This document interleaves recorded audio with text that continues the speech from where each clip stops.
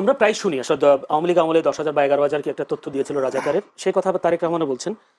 বারবারই আমরা জামাত নেতাদের মুখেও শুনি তাদের দলে কম ছিল, আওয়ামী লীগ বিএনপি বেশি ছিল। এটি কি আসলে ওনার কথাগুলো কি আসলে বাকি জামাতে যেগুলো ছিল এগুলো বাইরে যারা ছিলেন তারা কোন দল করে সেটা নিশ্চিত হওয়া যায়নি, বিষয়টি কি? প্রশ্ন হচ্ছে বিষয়টা রেলেভেন্ট কেন এখন 2025 সালে এসে Relevant। আপনি 71-এর প্রশ্ন দিয়ে আপনি জাতিকে আর কত বিভক্ত করবেন? এই কোশ্চেনগুলো নিয়ে যেটা গত 50 বছরে আমরা দেখেছি, যেটা দরকার ছিল সরকার একটা কমিশন করা। আমরা এখনো জানি না কজন মানুষ মারা গেছে। আপনার মুক্তিযুদ্ধ মন্ত্রণালয় বলেছে 7,000 সামথিং লোক মারা গেছে, তাদের শহীদদের তালিকাতে আছে। যারা ভাতা নেয় তারা সবাই ভাতা নেয় না, এর ভিতরে কয়েক হাজার মানুষ ভাতা নেয়। তাহলে প্রশ্ন হচ্ছে যদি 7,000 লোক সামথিং মারা গিয়ে থাকে প্লাস মাইনাস, আমরা 30 লক্ষের গল্পটা বলছি কেন? মানে আপনাকে এটা রিজলভ করতে হবে। তো এটা খুব কঠিন কাজ না যে আপনার মুক্তিযুদ্ধে কতগুলো মানুষ মারা গেছে, পক্ষে কতজন ছিল, বিপক্ষে কতজন ছিল, এর ভিতরে বিহারি গণহত্যা হয়েছে, বিহারিদেরকে কারা কারা হত্যা করেছে, সেগুলোর একটা ফ্যাক্ট ফাইন্ডিং কমিশন করে দেন। রাষ্ট্র একটা কমিশন করে দিলে এই বিষয়টা সেটেল হয়ে যায়। এই বিষয়টা এখন আপনি কিভাবে রিজলভ করবেন? ধরলেন যে জামাতের ভিতরে এতজন রাজাকার আছে, আওয়ামী লীগের ভিতরে এতজন রাজাকার আছে, বিএনপির ভিতরে রাজাকার আছে, এই লোকগুলো মিক্সে মারা গেছে না, কি করবেন? এটা দিয়ে আপনি এখন কি অ্যাচিভ করবেন বাংলাদেশের? আপনার এখন গুরুত্বপূর্ণ হচ্ছে আজকে আপনার স্বাধীনতা থ্রেটের মধ্যে আছে, হুমকির মধ্যে আছে। আজকে আপনার সার্বভৌমত্ব হুমকির মধ্যে আছে। আর আমরা সবাই মিলে যদি এখন আলাপ করি 71 সালে কে পক্ষে ছিল আর বিপক্ষে ছিল, তখন কি হবে? এই আলাপটা তো আওয়ামী লীগ করেছে গত 16 বছর ধরে। বিচার করবার দায়িত্ব কার ছিল? শেখ মুজিবের উপরে ছিল। কে মাফ করে দিয়েছে? ত্রিপক্ষীয় চুক্তি করে, সিমলা অ্যাকর্ড করে, ভারত পাকিস্তান বাংলাদেশ মিলে কাদেরকে মাফ করে দিয়েছে? শেখ মুজিব করেছে। তাহলে বিচার যদি না হয়ে থাকে, আলবদরদেরকে যদি আপনি বিচার করতে না পারেন, পাকিস্তানিদেরকে যদি বিচার করতে না পারেন, এই দায়িত্ব আওয়ামী লীগের, শেখ মুজিবের। সেই প্রশ্নটা আপনি এখন এনে এটা রিজলভ করবেন কিভাবে? শেখ মুজিবকে এনে তো আপনি এখন জবাবদিহি করতে পারবেন না। একমাত্র ব্যক্তি জীবিত আছে ডক্টর কামাল হোসেন, আওয়ামী লীগের আইন এবং পররাষ্ট্র বিষয়ক মন্ত্রী ছিল। তিনি ওই সিমলা অ্যাকর্ড সাইন করেছেন। তাকে ডেকে এনে জিজ্ঞেস করেন আপনারা গণমাধ্যমের পক্ষ থেকে যে আপনারা কেন মাফ করে দিলেন। তাহলে আজকে এই প্রশ্নগুলো আলাপে আনা মানেই হচ্ছে যে আমরা ইচ্ছা করে আমরা বর্তমানের স্বাধীনতা নিয়ে চিন্তিত না, আমরা 71-এর গল্প নিয়ে ব্যস্ত। 71 মনে হয় আমাকে 2025 সালে স্বাধীন রাখবে। পৃথিবীর ইতিহাস এভাবে চলে না। পৃথিবীর ইতিহাস একটা ফরওয়ার্ড লুকিং জায়গা। আপনাকে মাথায় রাখতে হবে আজকের স্বাধীনতা আপনার হুমকির মধ্যে আছে কিনা, আজকে আপনি স্বাধীন কিনা, পরাধীন কিনা, সেটার বন্দোবস্ত আপনার কাছে আছে কিনা, সেই তর্কগুলো আলাপগুলো তোলা দরকার। আপনার মনে থাকার কথা, আওয়ামী লীগ যখন সেই তালিকা প্রকাশ করেছে, আওয়ামী লীগের নেতাদের নাম থাকার কারণে কিন্তু সেই তালিকাটা সরকার উইথড্র করে নেয় এবং তার এক সপ্তাহের ভিতরে দ্বিতীয় তালিকা প্রকাশ করবার কথা ছিল। আওয়ামী লীগ পরবর্তীতে রাজাকারদের তালিকা আর প্রকাশ করে নাই। এখন প্রশ্ন হচ্ছে কেন করলো না, কেন আইডেন্টিফাই করলো না, তাদেরকে ধরলো না কেন? আরো 10 বছর আগে আরো বেশি লোক বেঁচে ছিল। প্রশ্ন হচ্ছে এটা রিজলভ করবেন কিভাবে? এটা রিজলভ করবার একটা জায়গা আছে, আপনি একটা ফ্যাক্ট ফাইন্ডিং কমিশন করে দেন। রাষ্ট্র যাক, প্রত্যেকটা উপজেলা ইউনিয়নে ঘুরে দেখুক কয়জন বেঁচে আছে, কয়জন মারা গেছে, বুদ্ধিজীবী নামক হত্যাকাণ্ড আসলে ঘটেছে কিনা, না এটা রয়ের একটা অপারেশন ছিল, কে করেছে, আমাদের আসলে 1 কোটি লোক সীমান্তের ওই পারে চলে গেছিল কিনা। ভারতীয়রা তা বলে না। ইন্ডিয়ান রাইটাররা লিখেছেন 90,000 থেকে 1 লাখের মতো লোক রেফিউজি ওই পাশে গেছে। তাহলে আপনি 1 কোটির গল্প কেন বলেছেন? সারা দুনিয়াকে 1 কোটি মানুষের রিলিফ আনছেন, চুরি করছেন, লুটপাট করছেন। মোটা দাগে ভারতীয়রা এবং আওয়ামী লীগ মিলে এই রিলিফের টাকা লুটপাট করে খাইছে। কারণ 1 কোটি মানুষের জন্য যে চাল আসবে, 1 লাখের জন্য তো সেই চাল লাগবে না। তাহলে আপনি বাকি টাকা তো বিক্রি করে দিয়েছে। এই রিলিফের চাল কলকাতা বন্দরে খালাস না করে বিক্রি করে দিয়েছে আওয়ামী লীগের আমলে। এগুলো বাস্তব, মানে চিটাগংয়ে এটা ল্যান্ড করতে দেওয়া হয়নি। 72 থেকে 75 যখন দেশে দুর্ভিক্ষ চলছে, এটা কলকাতার বন্দরে খালাস করে বিক্রি করে দিয়েছে আওয়ামী লীগের নেতারা। তাহলে এখন প্রশ্ন হচ্ছে এটা রিজলভ, এটা রেলেভেন্স কতটুকু? আর এই প্রশ্নটা আপনি রিজলভ করতে পারবেন না এখন। এখন আমার দরকার হচ্ছে আজকে স্বাধীনতা নিয়ে প্রশ্ন করা, আজকে সার্বভৌমত্ব নিয়ে প্রশ্ন করা। আজকে একটি প্রশ্ন আপনি করে রাখি, যে উত্তর দিতে পারেন, আমরা 1 মিনিট সময় দিব। আজ গতকালকে সন্দীপের একটি অনুষ্ঠানে বলা হলো পাকিস্তান জিন্দাবাদ। এই বিজয়ের মাসের আগের দিনে পাকিস্তান জিন্দাবাদ স্লোগান নিয়ে বেশ সমালোচনা ঝড় হয়েছে বিভিন্ন জায়গায়। আপনি কি মনে করেন এটা কিসের ইঙ্গিত? কেউ কেউ মনে করেন এটা কিসের ইঙ্গিত? পাকিস্তান জিন্দাবাদ কিছু জিন্দাবাদ না। বাংলাদেশে পাগলের অভাব আছে? 100 টাকা দিয়ে তো এই কাজটা করা যায়। বাংলাদেশে একটা বাউলকে নিয়ে আপনি দাড়ি চুল কেটে দিলেন। মাঝখানে একটা ঘটনা ঘটলো না, মোমিন শাহিনা কিশোরগঞ্জে কোথায় একটা বাউলের দাড়ি চুল কেটে দিচ্ছে। অ্যাজ ই বাংলাদেশের সব বাউলের দাড়ি চুল কাটার জন্য এদেশের সব লোক ব্যস্ত হয়ে গেছে, এদেশে আর কোনো কাজ নাই, শুধুমাত্র বাউলদের দাড়ি চুল কাটো। কিন্তু প্রশ্ন হচ্ছে বাউলরা যখন ইসলাম ধর্মকে কটাক্ষ করলো, স্টেজে বসে কোরআনকে কটাক্ষ করলো, তখন কিন্তু সুশীলদের আর কোনো আলাপ নাই। সন্দীপে কে কোথায় পাকিস্তান জিন্দাবাদ, আপনারা ইনভেস্টিগেট করেন, লোকটাকে ব্যাকগ্রাউন্ড কি, পরিকল্পিতভাবে করলো কিনা বিতর্কটা ইনস্টিগেট করবার জন্য। বাংলাদেশে কোন পন্থী লোক, ইসলামপন্থী লোকরাও তো পাকিস্তান জিন্দাবাদ নামে কোনো স্লোগান দেয় না। তাহলে এইটা কারা করছে এবং কেন এই তর্কটা গুরুত্বপূর্ণ আকারে হাজির হচ্ছে, তাও বিজয়ের মাসে? মনে হচ্ছে যে 1 ডিসেম্বরের আগেই তর্কটা তুলতে হবে, অথবা এটা একটা অর্কেস্ট্রেটেড ইভেন্ট বলে আমার কাছে মনে হয়েছে। এবং আপনি দেখবেন এই যে একজন পাগল লোককে আপনার পুরা মেরে ফেলছে এই মানিকগঞ্জ না মুন্সিগঞ্জের দিকে, মূল ঘটনা বাদ দিয়ে মূল ঘটনাটা যেটা প্রকাশ করা হয়েছে আসল বাস্তবতা তো সেটা না। তো এই প্রত্যেকটা ঘটনার পিছনে মনে হচ্ছে পরিকল্পিতভাবে তর্ক উস্কে দেওয়া হচ্ছে এবং তর্কগুলো গণমাধ্যম এমনভাবে কাভার করছে মনে হচ্ছে এটাই মূলধারার তর্ক। বাংলাদেশের সব মানুষ পাকিস্তান জিন্দাবাদ স্লোগান দেওয়া শুরু করেছে, আসলে বাস্তবতা তো সেটা না, কিছুই হয়নি। ব্যারিস্টার ফোয়াদ অনেকগুলো তথ্য দিলেন, অনেকগুলো কথা বলেন। এর এই বিষয়টাই কোনো কথা বলার আছে কিনা? যদি না থাকে আপনি আচ্ছা যদি বলেন। আচ্ছা, দেখুন, মুক্তিযুদ্ধে রাজাকারের সংখ্যা নিয়ে প্রথম স্টেটমেন্টটা আমাদের ফুয়াদ ভাই দিয়েছেন। আমি তার প্রেক্ষিতে দ্য ডিসেন্ট এবং বিডি ফ্যাক্ট চেকের সূত্র দিয়ে বলেছি, তারা ওই 2019 সালের দিকে বিডি ফ্যাক্ট চেক আইডেন্টিফাই করেছিল যে এইটা একটি গুজব। কোনটা আমি কোনটা যে রাজাকারের সংখ্যা নিয়ে, ঠিক আছে, এবং আবারও আরেকটা সংখ্যা নিয়েই ফুয়াদ ভাই জড়িয়ে পড়লেন যে মুক্তিযুদ্ধে নিহতের সংখ্যা 7,000 না কত এরকম একটা সংখ্যা বললেন। কবি আসাদ মে মাসে 1971 সালে তিনি বলেছিলেন যে তার কবিতায় 10 লাখ মানুষ মারা গেছে। এটা এটা শেখ মুজিবের বক্তব্য না। টাইমস 71 এপ্রিলের শুরুতে 1971 এপ্রিলের শুরুতে তারা লিখেছিল 3 লাখ মৃত্যুর সংখ্যা ছাড়িয়ে গিয়েছে।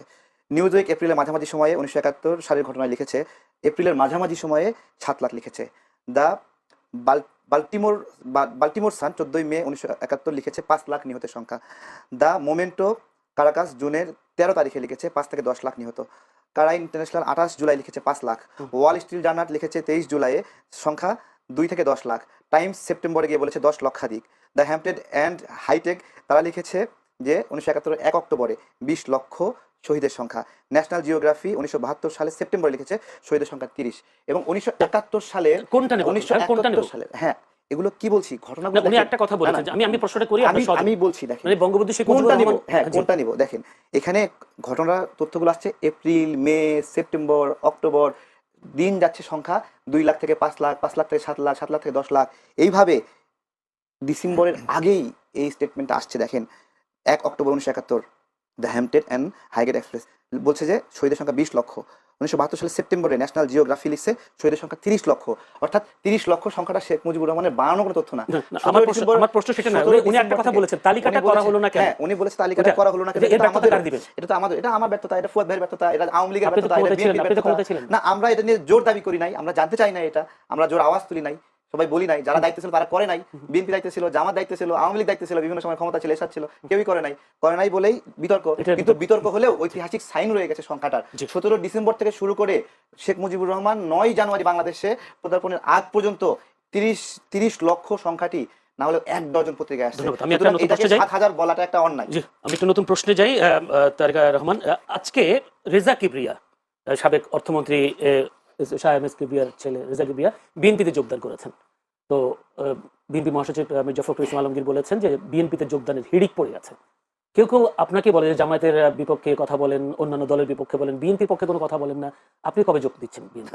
আচ্ছা, প্রথমত হলো বিএনপি যে জায়গায় কাজ করে আমরা ভিন্ন জায়গায় কাজ করি। কাজের অনেক কিছু মিল আছে, জাতীয়তাবাদের বিষয়ে মিল আছে, আধিপত্যবাদ বিরোধী আগ্রাসন বিরোধী বিষয়গুলোতে মিল আছে, কিন্তু আমাদের ভিন্ন ভিন্ন ন্যারেটিভ আছে। তাদের যেরকম 31 দফা আছে আমাদের এরকম 10 দফা আছে, যেগুলো দেখলে আলাদা, এবং আমরা এই ভিন্ন চিন্তা নিয়ে রাজনীতি করতে চাই। এমনকি আমরা ধানের শীষ প্রতীক নিয়েও মানে হলো যদি সুযোগ আসে আমাদেরকে যদি তারা জোটের অংশ হিসেবে যদি বলে যে এটা আপনারা করেন তাহলে আমরা ওনারা দিলে কি পারবেন পারবেন না? না। আমাদের আমাদের ধানের শীষ দিলে আপনারা এখন না, আরো পারবেন না? 2 মাস 3 মাস আগে থেকে আমরা বলে তাদের আসছি। সাথে যুক্ত হতে হবে আগে। আমরা তো তাদের সাথে যুগপৎ আন্দোলনে একসঙ্গে না ছিলাম। না আমি নির্বাচনে ঠিক আছে, নির্বাচনের বিষয়ে আমাদের তো ছোট সংগঠন, এই ছোট সংগঠনে তাদের দরকার হবে কিনা সেটাই একটা বিষয়। তাদের দরকার হবে। ঠিক আছে, না, সেই কারণে কি হ্যাঁ, আপনারা আর- সবসময় আপনি সবসময় বিএনপি পক্ষে কথা না বলেন? না না না অনেকেই আমি বলেন যদি দেখেন মানে আপনাকে নেওয়ার জন্য। না না নেওয়ার জন্য বিষয়টা না। বিএনপি একটা বড় দল, আমি বলছি আমাদের আমজনতা দল একটা ছোট সংগঠন। এটা ছোট ছোট জায়গায় ভূমিকা রেখেছে। গণ অভ্যুত্থানের মধ্যে আমাদের 7 জন মানুষ মারা গেছে, 100-এর উপরে আহত হয়েছে। আমরা আমাদের জায়গা থেকে ছোট ছোট জায়গায় চেষ্টা করি। ঠিক আছে, আপনারা আপনাকে BNP নির্বাচন করতে পারবেন? আপনি নির্বাচন করতে হ্যাঁ, পারবেন? অবশ্যই আমরা চাই নির্বাচন করতে। মানে স্বতন্ত্র? আমাদের নিবন্ধন নিয়ে অনেক জটিলতা হচ্ছে, আচ্ছা। আমরা চেষ্টা করছি নিবন্ধনটা পাওয়ার। নিবন্ধন পেলে আমরা সারা দেশেই সকল জায়গা থেকে প্রার্থী দেব, এবং আমাদের আমাদের এটা আমাদের একটা খুব আবেদন আমাদের নিবন্ধনের এই জটিলতা শেষ হয়ে যাক। এবং আমরা বিএনপিকে কেন সমর্থন করি সেটা জিজ্ঞাসা করেছিলেন। প্রথমত জাতীয়তাবাদী দলের চিন্তাগুলো আমাদের ভালো লাগে, ঠিক আছে, সেই জায়গা থেকে। এবং এছাড়া বিএনপির বিদেশ ভক্তি কম, যেটা অন্যান্য দলগুলো বিদেশি শক্তির সাথে বেশি বেশি মিটিং করে আলোচনা সেই করে, কারণে। সেই জায়গা থেকে বিএনপির এই প্রবণতা কম হওয়ার কারণে আমার কাছে আমরা শুনে বন্ধু হিসেবে নতুন একটা তাদেরকেই প্রশ্নে গ্রহণ যাই করেছি। তারেক রহমান। আপনি কোনো কোনো সময় বলেছেন যে জামায়াত বেশি আসন পাবে না বিএনপিকে ছাড়া, এরকম একটা বক্তব্য আপনার ভাইরাল দেখেছি, কিন্তু বিভিন্ন জরিপ বলছে জামায়াতের আসন বাড়বে। আপনার বক্তব্যটা কি আসলে জামায়াত কয়টা আসন পাবে? আরো তো নতুন নতুন পার্টি আসছে, এবি পার্টিও হলো, তারাও নির্বাচন করবে, এনসিপি তো আর করে জুলাই অভ্যুত্থানের একটা নেতৃত্বে দেওয়া সংগঠন, তারা কতগুলো আসন পাবে বলে মনে হয়? জি, সোশ্যাল মিডিয়ার কল্যাণে ঢাকা ভিত্তিক যে ইস্টাবলিশমেন্ট, সেখানে সোশ্যাল মিডিয়াতে যারা ভালো করবে তারা নির্বাচনেও ভালো করবে। কিন্তু ঢাকার বাহিরে প্রান্তিক পর্যায়ে যে রাজনৈতিক ইস্টাবলিশমেন্ট, সেখানে আপনার হলো অনেক কঠিন হিসাব নিকাশ। সেখানে ফ্যামিলি লিগ্যাসি আছে, রাজনৈতিক লিগ্যাসি আছে, এবং আপনার দীর্ঘ সময়ের জনগণের সাথে একটা বন্ধুত্বের আছে। জামাত তো নিজেকে জামাত হিসেবে বলতোই না আগে, তারা আবার ভোট চাইতে গেলে কি পরিচয় ভোট চাইতে যাবে?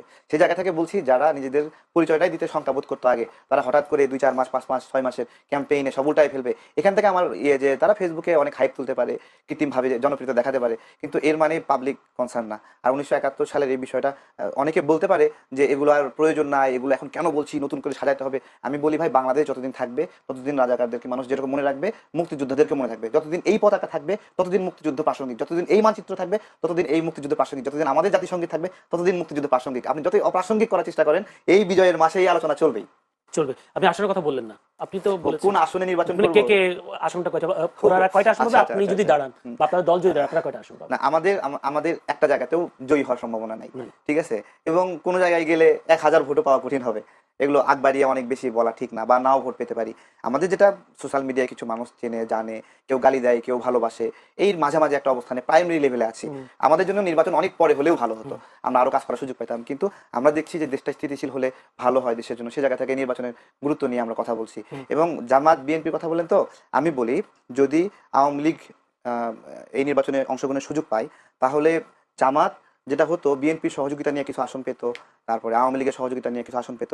এই সময়টাতে সে একা একা, এবং এই কারণে তাদের কিছু সমন্বিত ভোট থাকতে পারে, কিন্তু জয়ী হয়ে আসার মতো ফিটনেস খুব দুর্বল। যে কারণে তাহের সাহেব জয়ী হতে তো অনেক অনেক আসন অনেক লাগবে। অনেক জয়ী না, মানে একটা আসনে এমপি হওয়ার জন্য ও আচ্ছা। যতটুকু। যেমন তাহের ভাই শেষে সে বিনয়ের সুরে বলছে যে মুজিব ভাই তো এখন নাই, মুজিব ভাইয়ের ভোটগুলো আমারই দিয়েন। তাদের অসহায়তার জায়গাটা বুঝতে হবে, যে তাদের বিজয়ী মানে হওয়ার জন্য, আপনার অ্যাসেসমেন্ট হচ্ছে জামাতের খুব তাদের অসহায়। বিজয়ী হওয়ার জন্য আওয়ামী জি। লীগের ভোট প্রয়োজন, জাতীয় পার্টির ভোট প্রয়োজন, এবং যে কারণে তারা বারবার আওয়ামী লীগ বা জাতীয় পার্টি নির্বাচনে আসবে এটা শুনে তারা আতঙ্কিত হয়, বা তারা এটা মানে আপনি চান ওই কি জায়গা আওয়ামী থেকে- লীগ জাতীয় পার্টি নির্বাচনে আসুক, আপনি চান কি? আমি চাই বাংলাদেশের সকল রাজনৈতিক প্রক্রিয়া নির্বাচনে অংশগ্রহণ করবে, এবং কে খারাপ কে বাতিল তাকে, ওই যে বলে না, জনগণ চায় আওয়ামী লীগ আর অংশগ্রহণ না করুক, তাদের বাস্তবতা নাই, ঠিক আছে? আমি বলি ওইটা জনগণের হাতে ছেড়ে দিতে হবে, মানে জনগণ কি আপনি করবে, আমি ঠিক এভাবে আছে? ধরি আওয়ামী লীগ জাতীয় পার্টি নির্বাচনে আসুক, এটা আপনি চান। এটা আমি চাই। যদি একটু ব্যারিস্টার সাজমান ফুয়াদ, আসলে কি সেই আওয়ামী লীগ জাতীয় পার্টি নির্বাচনে আসার মতো সেই পরিস্থিতি আছে কিনা? মোটেই নাই। কারণ হচ্ছে যে গণ অভ্যুত্থানের পরে যে কি ঘটেছে তার ব্যাপারে জাতিসংঘের মানবাধিকার দপ্তর থেকে একটা বিস্তারিত 114 পৃষ্ঠার একটা রিপোর্ট দেখে বলা হয়েছে। এবং আওয়ামী লীগের 6 সপ্তাহের যে আমলনামা, এই আমলনামার বাইরে তো আরো অনেক আমলনামা আছে। তার ভিতরে 2টা আমলনামা গতকালকে প্রকাশিত হয়েছে, যে পিলখানা গণহত্যার সাথে আমার প্রত্যেকটা বাহিনীকে আন্ডারমাইন করবার জন্য ভারত এবং আওয়ামী লীগ একসাথে মিলে কাজ করেছে। এইরকম একটা জাতীয় নিরাপত্তার হুমকি কোনো সংগঠন কোনো দেশে রাজনীতি নির্বাচন করতে পারে না। পৃথিবীর কোনো গণতান্ত্রিক রাষ্ট্রে এটা অ্যালাউ করা হয় না। এবং আজকে যেহেতু সময় কভার করবে না, পৃথিবীর বহু দেশ আছে, নাৎসিদেরকে, ফ্যাসিস্টদেরকে তো ইউরোপে গণতান্ত্রিক রাষ্ট্র, কই হিটলারের চিহ্ন পর্যন্ত, হিটলারের একটা ব্যাচ পড়লে আপনাকে জেলে যেতে হবে, আপনি হিটলারকে প্রশংসা করে একটা গান গাইলে পর্যন্ত আপনাকে জেলে যেতে হবে। তো সেখানে গণহত্যার দায়ে অভিযুক্ত দলের নেতারা এবং জাতীয় নিরাপত্তার হুমকি এমন দলগুলো যারা দিল্লির গোলামি করেছে, বাংলাদেশের স্বাধীনতা সার্বভৌমত্বকে আন্ডারমাইন করেছে, তাদের রাজনীতি নির্বাচন করবার কোনো নৈতিক এবং রাজনৈতিক অধিকার নাই, থাকতে পারে না। ধন্যবাদ। আমি একটু একটা প্রসঙ্গে যেতে চাই। তারেক রহমান, আপনিও জানেন, বীর মুক্তিযোদ্ধা বিএনপি নেতা ফজলুর রহমান একটি আপত্তিকর মন্তব্য করেছেন আন্তর্জাতিক অপরাধ ট্রাইব্যুনাল নিয়ে। সেই জন্য তাকে ডেকেছেন এবং তাকে কাউন্সিলের, অর্থাৎ বার কাউন্সিলের সনদ নিয়ে তাকে সশরীরে হাজির হয়ে ব্যাখ্যা দিতে বলেছেন। আপনাকেও